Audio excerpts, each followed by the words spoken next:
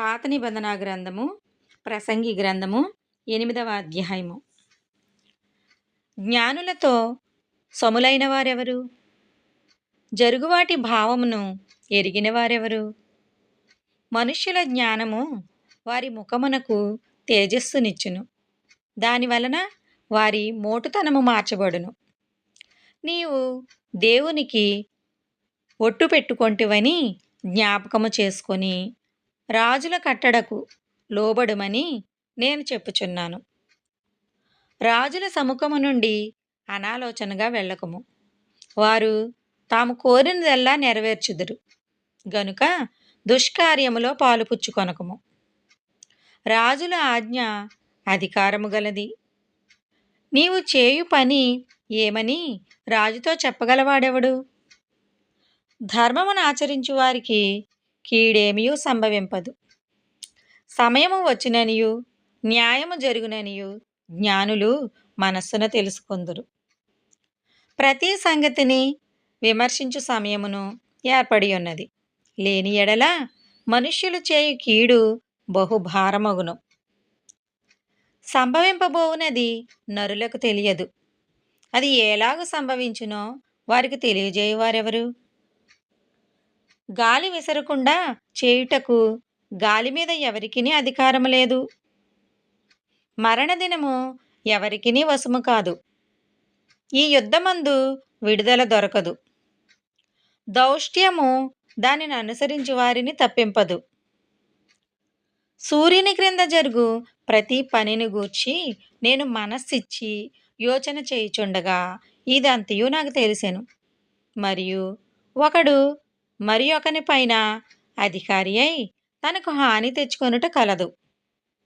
మరియు దుష్టులు క్రమముగా పాతిపెట్టబడి విశ్రాంతి నొందుటయు, న్యాయముగా నడుచుకున్నవారు పరిశుద్ధ స్థలమునకు దూరముగా కొనుపోబడి పట్టణస్థుల వలన మరోబడి ఉండుటయు నేను చూచితిని. ఇదియు వ్యర్థమే. దుష్క్రియకు తగిన శిక్ష శీఘ్రముగా కలగపోవుట చూచి మనుష్యులు భయము విడిచి హృదయపూర్వకముగా దుష్క్రియలు చేయుదురు.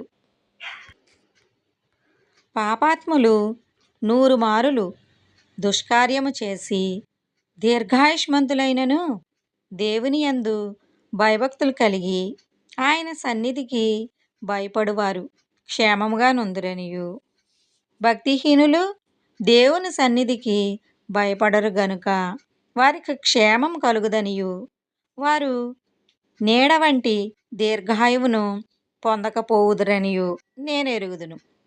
వ్యర్థమైనది మరి ఒకటి సూర్యుని క్రింద జరుగుచున్నది.